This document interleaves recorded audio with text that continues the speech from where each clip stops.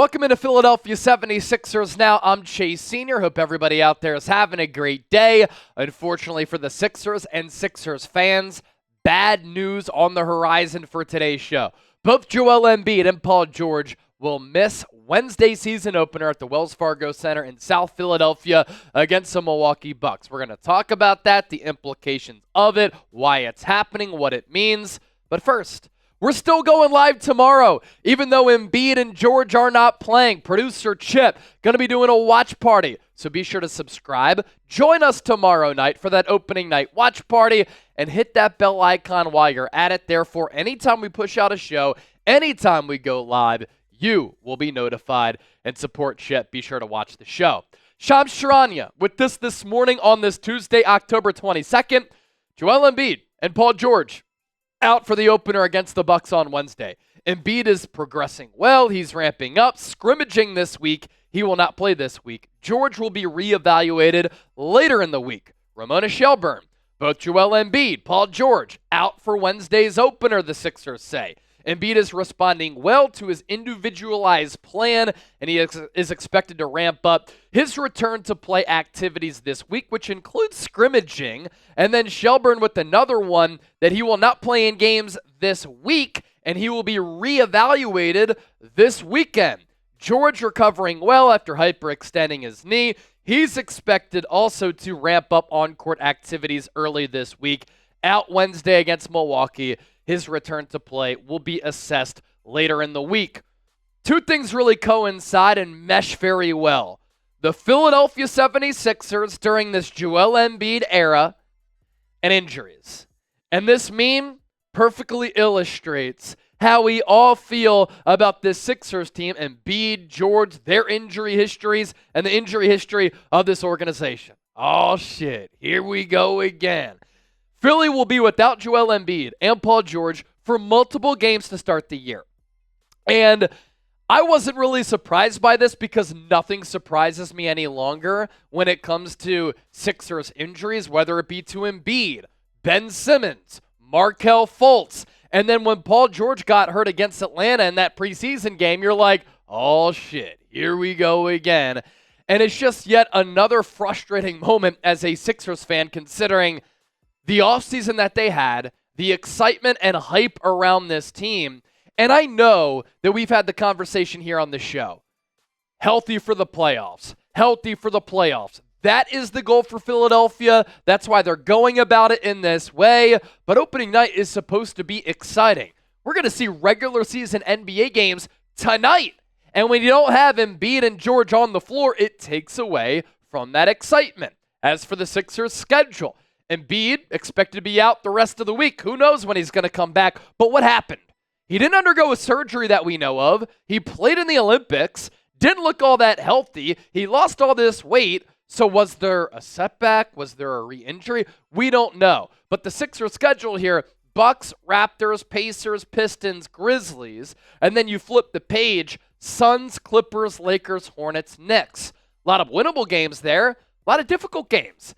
If the Sixers can just be 500 going through those first 10 games, I think that's a win. And you know what we're going to see against the Bucks? Tyrese Maxey is going to shoot the ball like 30 to 40 times. Paul George, somewhat expected. Not a surprise here that he's not playing with when he suffered that injury so close to the regular season opener.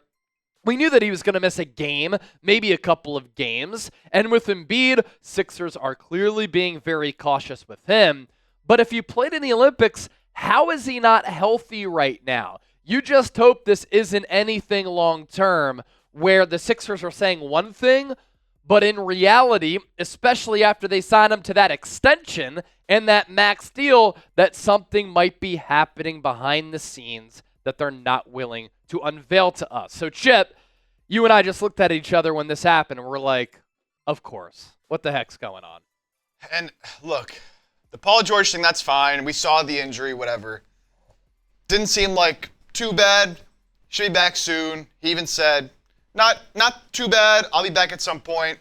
Maybe almost a few games. But the Embiid thing, man, I just hope it's not, as you said, worse than what they're telling us, because we know how the Sixers have dealt with injuries in the past. Yep. There's a lot of times where you can't trust what they're saying, because they're either not letting you know all the information that they have. They're trying to hold things close to their chest. And I get that they have this plan for Embiid, and they're trying to keep him healthy, and they're being really proactive and want to make sure that he's healthy long term. But they already said he's not going to play back-to-backs. Now, despite him ramping up throughout, training camp and in practices in the preseason, he's still not ready to play. It's just, to me, if he doesn't have an injury, how is he not ready to scrimmage at the very least? He hasn't even scrimmaged yet. Now, they say he's going to start doing that this week. Hopefully he does. It's just, they already, the back-to-backs, that's fine. But when does this start to become like, okay, he can actually play, even if it's not back-to-backs, 4 games in a row, if it's every other day? Will he even be able to do that this season?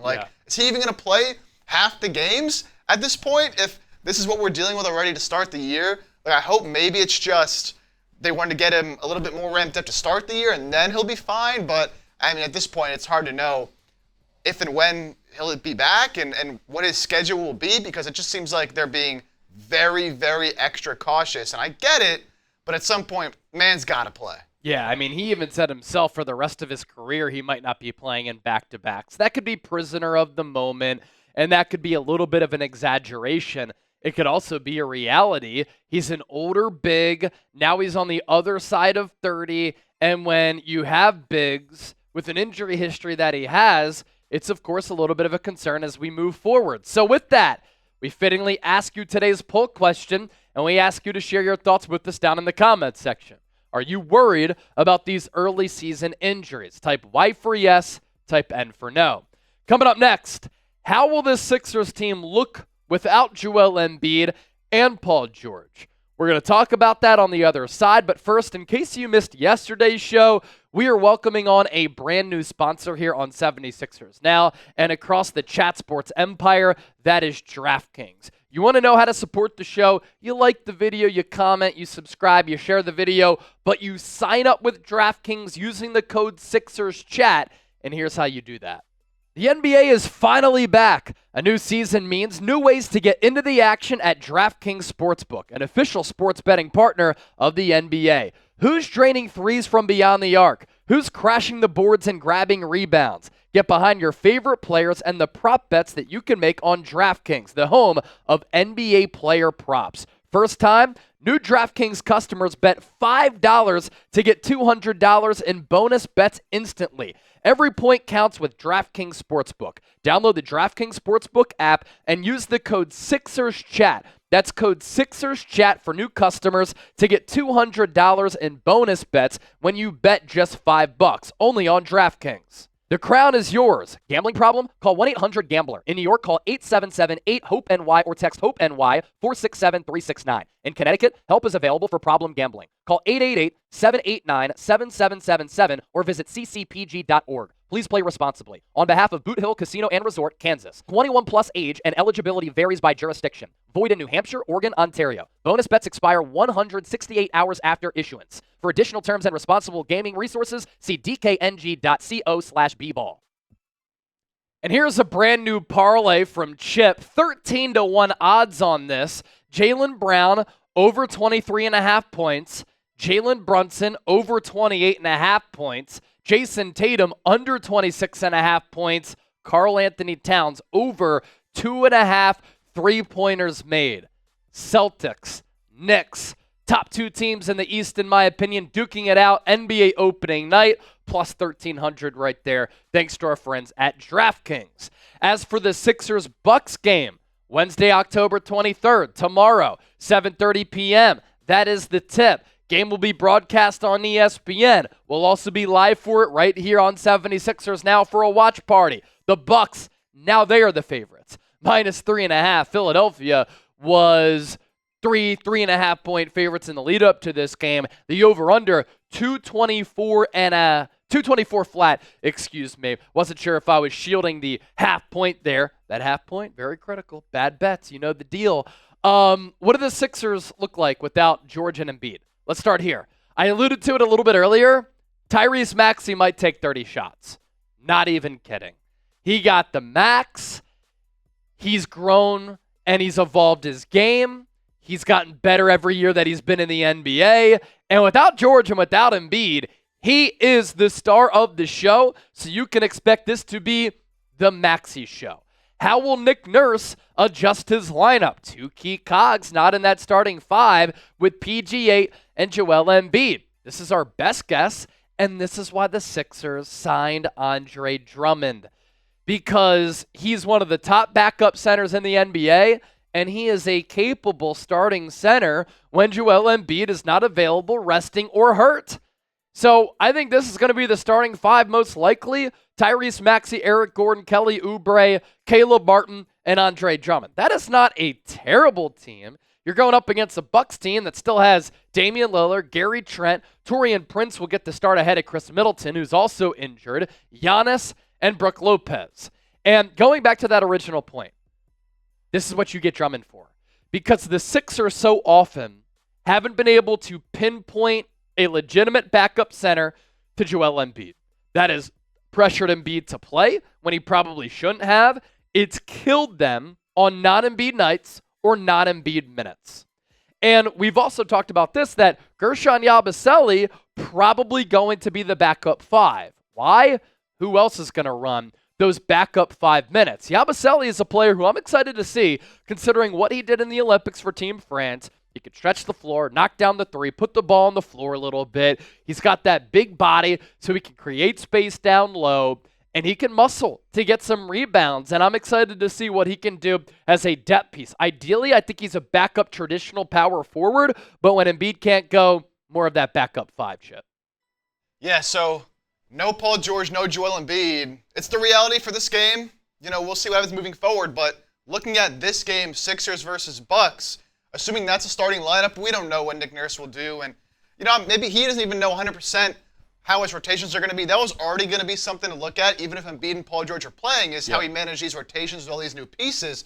So now with no Paul George, no Embiid, I do think we see Yabusele at backup five, but now someone like a KJ Martin, a rookie counselor, are going to be relied upon even more, coming off the bench to try to provide a spark. With Eric Gordon shifting into that starting lineup, do we see more Kyle Lowry, Reggie Jackson? Nick Nurse said that there's a chance Jared McCain plays in this game despite that pulmonary contusion he suffered in that preseason game. They're going to give an update on him tonight, so if he's ready, does he see some action with Eric Gordon having to start? And then, of course, you know, Yabusele, this is a game where I'm very interested to see what he can bring, because the Sixers really, like, when you look at guarding Giannis in this game, it was already going to be tough with how small they were, and you could throw Embiid on him if you really wanted to, but obviously that's not the case anymore. So do you put Drummond on him? I don't really think Caleb Martin is a great matchup for Giannis because of the height differential there. Kelly Oubre can get a shot at it, but I think Yabusele actually is a very good matchup there because of his combination of size. He can move a little bit, so is he going to do a lot of the guarding of Giannis? That could be a good test for him early on, and I'm just interested to see, you know, what this offense looks like now without Paul George, without Joel Embiid. Of course, as Chase said, it's going to be a lot of Tyrese Maxey, but who else steps up? You know, as bad as this is to have these two players injured, it is a good opportunity for someone like a Ricky Council, like KJ Martin, those kind of guys, to show what they can do and show that they deserve minutes. But look, it's going to be tough to beat a team with Dame and Giannis when you don't have two of your three best players on the court. But you never know. First game of the season, we've seen some crazier things happen. We'll see what Nick Nurse can cook up. And what have we talked about all offseason? This is a Sixers team that not only has star power, they do have a lot of depth. You have Kyle Lowry, Reggie Jackson still coming in off the bench. You have Yabusele, Jared McCain, if Eric Gordon gets the start. So they should be able to perform somewhat well in some of these minutes without their superstars when they rest or when they are injured. And this is why you stack up your team and prioritize depth. So what say you? Did the Sixers have any chance of winning this game? W for win, L for lose. Let us know. We'll catch you tomorrow for our watch party. And make sure you download DraftKings. Use that code SixersChat.